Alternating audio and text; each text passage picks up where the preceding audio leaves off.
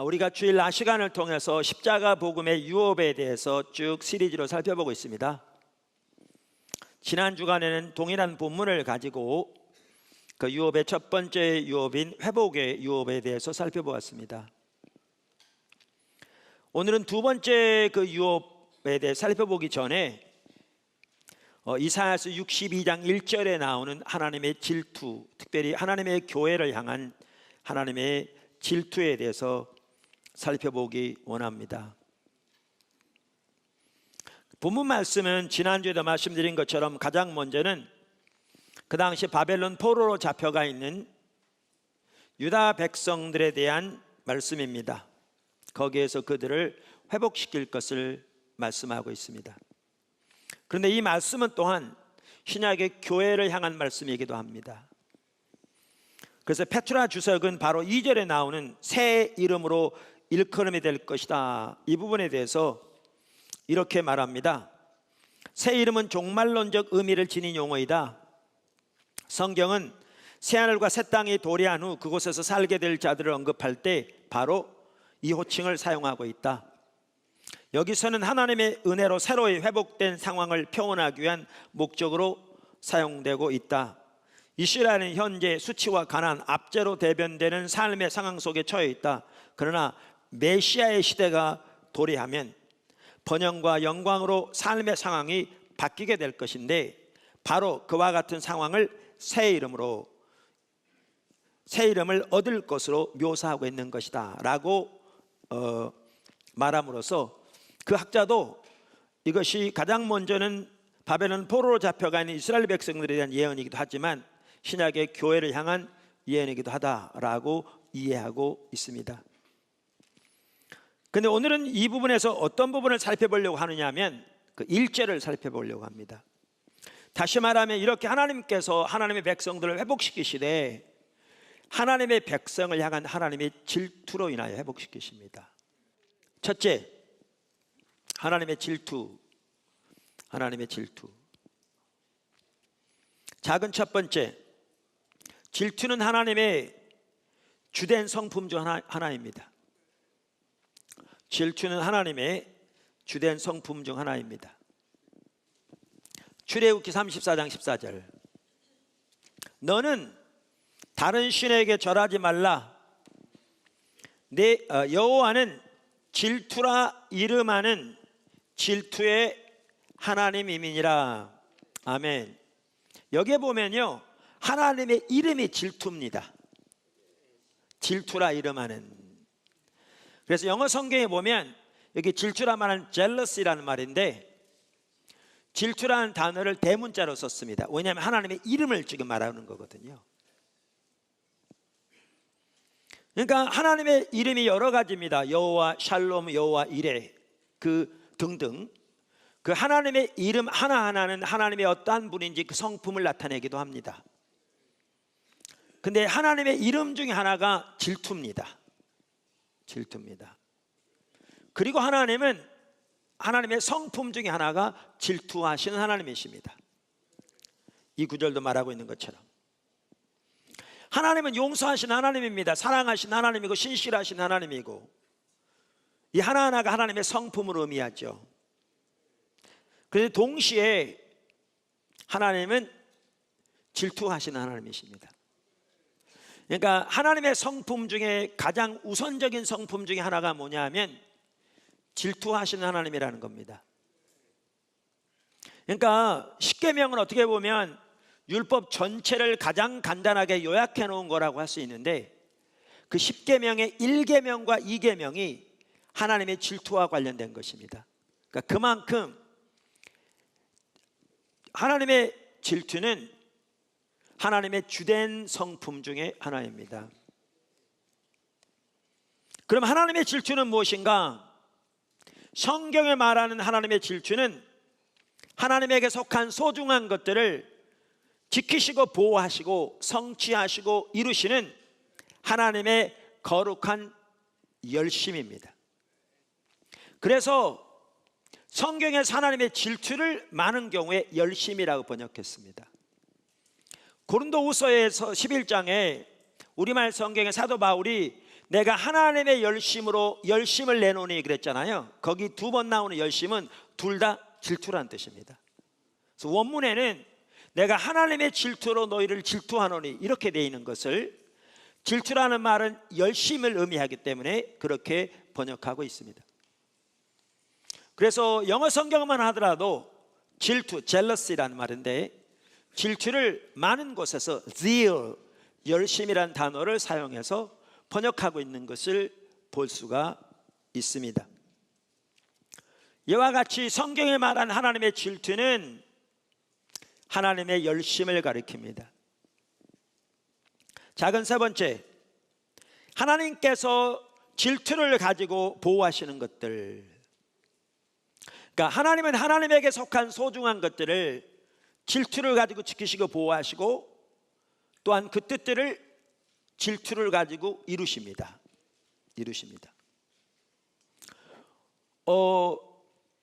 우리가 지난주에 좀 신학적으로 제가 어려운 부분들 여러분의 이야기에는 나누면서 한 학자의 얘기를 인용한 적이 있습니다. 예언은 역사가 되고 그 역사는 다시 예언이 된다, 이렇게. 그러니까 이사야 하반부만 하더라도 여기에 몇 가지 사건에 대한 것이 섞여 있죠. 그래서 이스라엘 백성의 회복에 대한 예언이 들어있고, 고난받는 하나님의 종으로 오실 메시아에 대한, 그래서 그 종을 통해 인류에 구속될 것이 예언되어 있고, 신약의 교회에 대한 하나님의 유업이 들어있다. 이게 섞여 있다. 아까 십자가 옆으로 누인 모양으로 말씀드렸잖아요. 그래서 바벨론 포로에서 이스라엘 백성들이 회복된 것은 그 당시에 불가능하게 느껴졌습니다. 이따도 나옵니다만은, 근데 하나님이 하나님의 질투로 이루셨습니다. 역사가 예언이 역사가 된 거죠. 근데 그 역사는 또한 예언이 된 겁니다. 뭐에 대해서? 앞으로 일어날 일에 대해서. 그런데 예수님에 대해서 예언하는 이사야서 9장을 보면 그분이 평강해양 영존하신 아버지 등으로 예언되어 있는데, 그분이 이 땅에 오시는 것을 무엇이 이루실 거라고 말하고 있냐면 여호와의 열심히 이루실 거다, 이렇게 말하고 있습니다.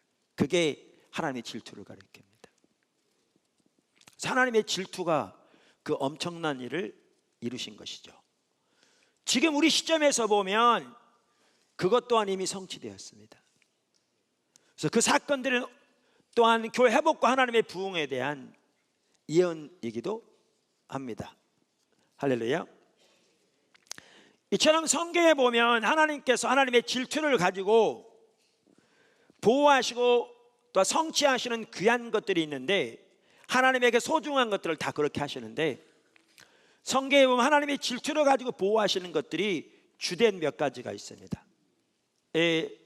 하나는 하나님의 거룩하심이고, 또 하나는 하나님의 이름이고, 또 하나는 하나님께 드려진 예배고, 또 하나는 하나님의 말씀이고, 또 하나는 하나님의 교회이고, 또 하나는 예수님이고, 또 하나는 성령님입니다. 하나님은 하나님께 드려진 예배에 대해 질투를 가지고 계십니다. 그래서 예수님 당시에 외부적으로는 그렇게 화려했을지 모르지만 하나님께 올바른 예배가 드려지지 않을 때 예수님이 견디지 못해서 채찍을 가지고 들어가셔서 거기서 파는 짐승들을 내어 쫓으시고, 그 다음에 동전을 바꾸는 탁자를 엎어버리셨습니다. 그러면 성경은 뭐라고 말하고 있는가 하면, 하나님의 전을 사모하는 열심이 나를 삼키리라는 그 약속이 이루어졌다고 그랬는데, 이걸 보면 예수님 안에 하나님께 드려진 예배에 대한 하나님의 질투가 있었고, 그 질투를 가지고 그렇게 하신 것을 볼 수가 있습니다. 하나님께서 질투하시는 것들을 아는 것은 매우 중요합니다. 왜 중요하냐면, 하나님께서 질투하시는 것들을 우리가 동일하게 소중히 여기고 거기에 우리의 삶을 드릴 때 하나님이 하나님의 모든 질투로 우리를 뒷받침하실 겁니다. 그래서 소중합니다. 그 두 번째, 교회를 향한 하나님의 질투, 그것을 가장 잘 볼 수 있는 구절이 스가랴서 8장입니다. 스가랴 8장입니다. 스가랴 8장 2절, 만군의 여호와가 이같이 말하노라, 내가 시온을 위하여 크게 질투하며 그를 위하여 크게 분노함으로 질투하노라. 그러니까 여기에 보면 바로 하나님의 교회를 향한 하나님의 질투가 나옵니다. 특별히 교회를 성전 삼으신 하나님의 계획을 보면 교회를 향한 하나님의 질투가 무엇을 의미하며 그것이 얼마나 큰 것인가를 우리는 조금 엿볼 수 있습니다. 자, 그래서 그 부분을 하나씩 살펴보겠습니다. 작은 첫 번째, 하나님은 성전의 회복을 이스라엘 백성의 회복으로 이해하셨습니다. 하나님은 성전의 회복을 이스라엘 백성의 회복으로 이해하셨습니다. 참 중요한 말인데요, 제가 제 책 예배 회복에도 이 부분을 일부 다뤘고요, 또 기초 성경 공부 3권 교회를 다루면서 이 부분이 거기에 일부 정리되어 있습니다. 아주 매우 중요한 부분입니다. 자, 이 부분부터 보아야 스가랴 8장에 나오는 교회를 향한 하나님의 질투를 우리가 올바로 이해할 수 있습니다. 자, 스가랴서 1장의 12절에 우리가 이 부분을 볼 텐데, 그 전에 뭘 보아야 되냐면 스가랴서 1장 12절이 언제 주어진 하나님의 말씀인가를 보아야 합니다. 그게 어디 나오냐면 1장 7절에 나옵니다. 다리오 왕 제2년 11째 달 스바돌 24일에 이또의 손자 베가라의 아들 선지자 스가랴에게 여호와의 말씀이 임하니라.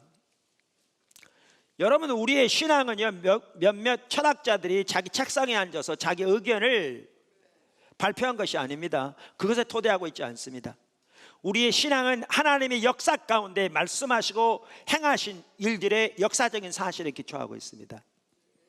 스가랴서 이 말씀은요, 구체적인 역사 속에서 하나님께서 스가랴에게 말씀하신 내용이 기록되어 있는 겁니다.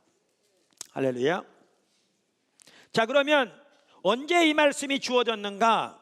다리오 왕 제2년 11째 달 24일에 주어졌는데, 그걸 태양력으로 따지면 언제냐면 서기전 519년 2월 15일입니다.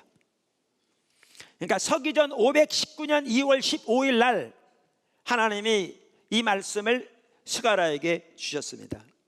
그 날짜를 기억하는 게 매우 중요합니다. 왜냐하면 이날 주어졌는데, 자 12절을 보겠습니다. 12절, 여호와의 천사가 대답하여 이르되 만군의 여호와여, 여호와께서 언제까지 예루살렘과 유다 성읍들을 불쌍히 여기지 아니하시려나이까. 자, 이 구절을 보면 하나님이 예루살렘과 유다 성읍들을 불쌍히 여기신다고 이해하고 있습니까? 불쌍히 여기지 않는다고 이해하고 있습니까? 불쌍히 여기지 않는다고 이해하고 있습니다. 이를 노하신 지 70년이 되었나이다, 이렇게 되어 있습니다. 자, 그러면 이 말을 이해하려면 그 배경을 조금 이해해야 되는데, 하나님께서 남방 유다만 하더라도 반복적으로 그들이 하나님을 떠나 하나님께 돌아오라고 경고하셨습니다. 하나님께 돌아오지 않으면 하나님의 심판이 저들에게 임할 거라고 경고하셨습니다. 특별히 예레미야 시대에는 그들이 돌아오지 않으면 하나님께서 북방 바벨론을 들어 그 나라를 쳐서 그 나라가 멸망할 것이라고 경고하셨습니다. 실제로 하나님 말씀하신 대로 남방 유다는 서기전 586년에 하나님의 심판을 받아 바벨론에 의해 멸망당했습니다. 그런데 하나님은 예레미야를 통해서 바벨론에 멸망당해서 바벨론을 포로로 잡혀간 그들이 70년 만에 다시 돌아올 것이라고 예언하셨습니다. 70년 만에. 그게 어디에 기록되어 있냐면 예레미야 25장 11절 29장 10절에 기록되어 있습니다. 자, 그래서 여기에 보면 아까 스가랴서 1장 7절에, 죄송합니다, 1장 12절에 노하신 지 70년이 되었나이다, 이 말은 바로 하나님이 예레미야에게 말씀하신 70년 만에 회복되리라는 그 약속이 그 배경에 있는 겁니다. 무슨 말 아시겠죠? 자, 근데 이 구절을 보면 70년 만에 회복되리라는 그 말씀이 성취된 걸로 봅니까? 아직 성취되지 않는 걸로 봅니까? 이 구절에 보면 성취되지 않는 걸로 봅니다. 근데 이게 중요합니다. 이게 중요합니다. 둘째, 작은 두 번째입니다. 성전이 세워지는 것과 하나님께서 돌아오시는 것이 연결되어 있습니다. 성전이 세워지는 것과 하나님께서 돌아오시는 것이 연결되어 있습니다. 그럼 왜 하나님은 성전의 회복을 이스라엘 백성의 회복으로 이해하셨느냐는 것입니다. 왜 이스라엘 백성들이 사회적으로 이미 돌아와서 정착한 지가 20년 가까이 됐는데 왜 아직까지 하나님의 진노가 거치지 않은 것으로 성경은 이해하고 있느냐는 겁니다. 하나님은 이해하고 있느냐 하는 거죠.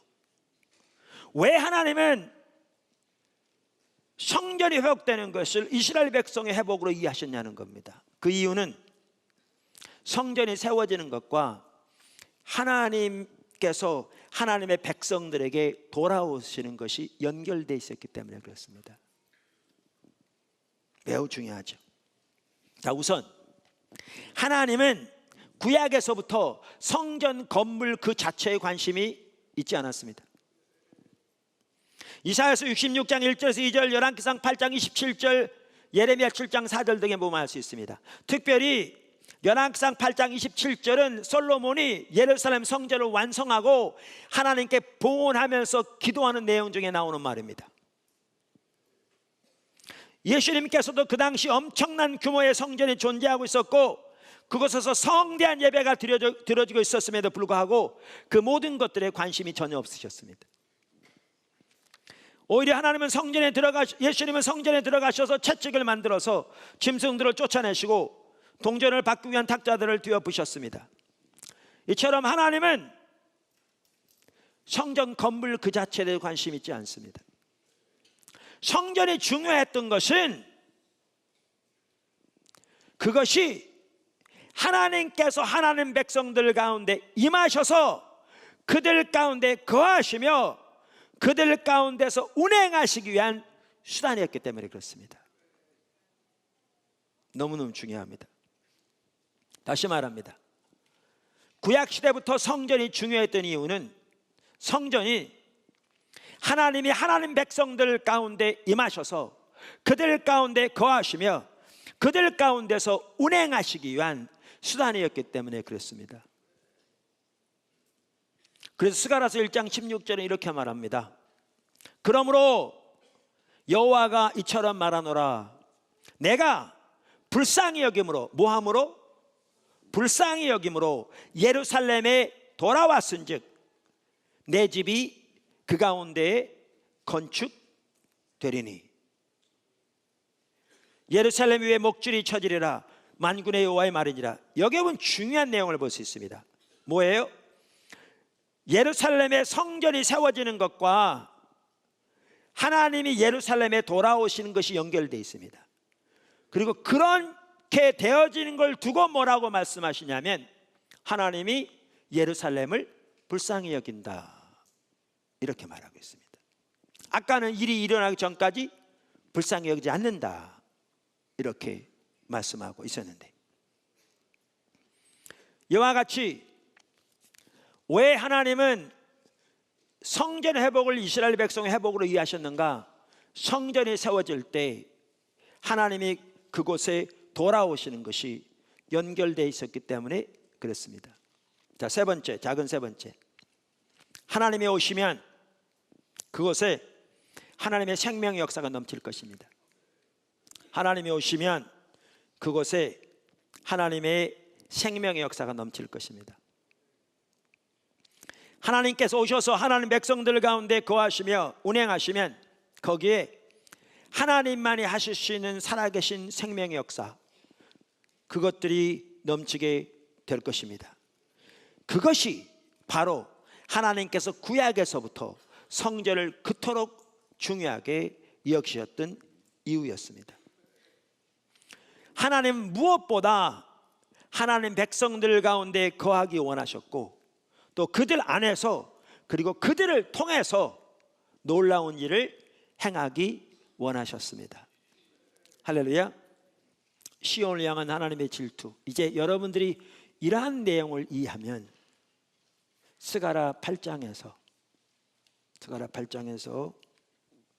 하나님께서 시온을 위하여 크게 분냄으로 질투하신다고 그랬는데 그 질투가 무엇을 의미하는지를 볼 수가 있습니다. 그 질투가 무엇을 의미하는지를 볼 수 있습니다.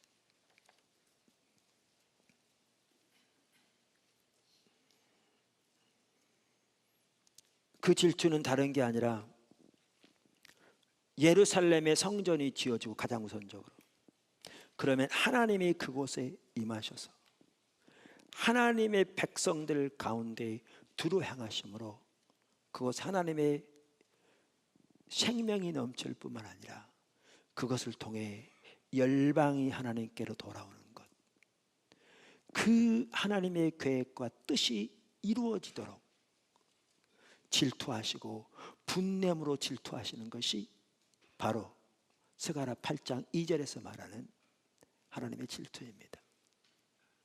하나님의 교회를 향한, 그러니까 하나님의 백성을 향한 하나님의 질투입니다. 하나님의 성전이 폐허 가운데 있는 상황에서 이러한 하나님의 뜻이 이루어지기를 위해 하나님이 분냄으로 질투하고 계신 것이 스가랴서 8장에 나오는 시온을 향한 하나님의 질투입니다. 이게 핵심입니다. 시온을 향한 하나님의 질투는 신약의 교회를 향한 하나님의 질투입니다. 이게 단순히 구약의 예루살렘 성전에 대한 예언이라면 오늘날 우리와는 아무런 상관이 없을 수 있죠. 근데 스가랴 8장에 나오는 하나님의, 시온을 향한 하나님의 질투는 신약의 교회를 향한 하나님의 질투입니다. 왜요? 고린도후서 6장 16절, 여러 구절 중에 대표적으로 이 한 구절만 봐도 고린도후서 6장 16절 이렇게 말합니다. 하나님의 성전과 우상이 어찌 일치가 되리요? 우리가 살아계신 하나님의 성전이라. 이와 같이 하나님께 이르시되, 하나님께서 이르신다는 말은 구약 성경에 예언하시되 그 말입니다. 하나님께서 이르시되 나는 그들 가운데 거하며 두루 향하여 나는 그들의 하나님이 되고 그들은 나의 백성이 되리라. 여기 지금 고린도서 6장 16절에 나오는 하나님께서 이르시되, 이 구절은 우리가 이미 살펴보았듯이 구약에 나오는 예루살렘 성전에 관한 여러 구절들을 종합적으로 사도 바울이 정리해 놓은 거라고 살펴봤습니다. 여러분 그래서 성경책을 보아도 이 구절의 배후에 이러이러한 구절들도 성경에 써 있습니다. 보시면 학자들이 써놓은 게 있습니다. 그 구절 중에 한 대표적인 구절이 아까 우리가 이미 살펴본 출애굽기 29장 등등 포함해서, 자 그럼 보십시오. 구약의 예루살렘 성전은 가장 먼저 그 성전에 대한 하나님의 계획이었지만 보다 근본적으로는 신약의 교회를 향한 하나님의 예언이었습니다.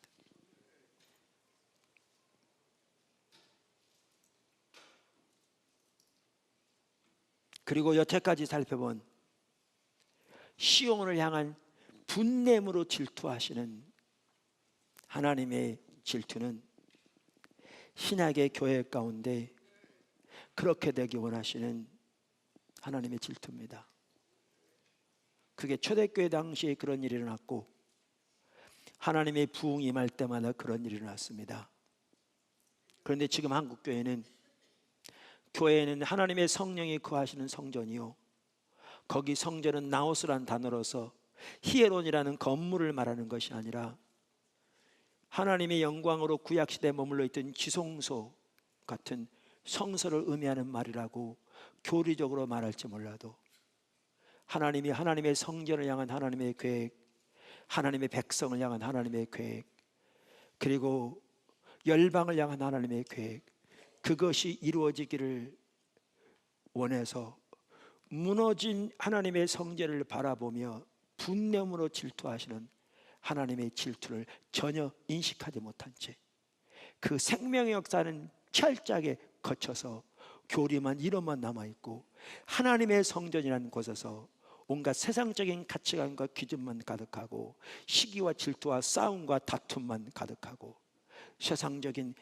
죄만 가득한데도 전혀 얼마나 잘못됐다는 사실도 잊지 못한 채 하나님의 살아계신 생명의 역사는 완전히 고갈되어 있다고도 예언이 과언이 아닐 만큼 그렇게 심각하게 고갈되어 있는데, 우리가 얼마나 심각하게 잘못되어 있다는 사실도 전혀 인식하지도 못한 채 교리적인 고백만 앵무새처럼 반복하고 있는 것이 오늘 우리의 모습입니다. 근데 여기 소망이 있는 게 그겁니다. 스가랴 8장 2장에 보면 크게 분냄으로 질투하시는 하나님의 질투가 나옵니다. 그 질투가 교회를 다시 일으킬 겁니다. 오늘 저는 하나님의 교회를 향한 하나님의 질투를 살펴보았습니다. 하나님의 교회가 하나님의 의도하신 대로 그렇게 세워져서 하나님의 뜻이 이루어지기를 분냄으로 질투하고 있는데, 저와 여러분이 우리의 작은 목적에만 빠르고 세상에서 우리의 작은 목표에만 온 힘을 기울인다면 우리는 학계 시대에 하나님을 떠난 이스라엘 백성과 다를 바 없습니다.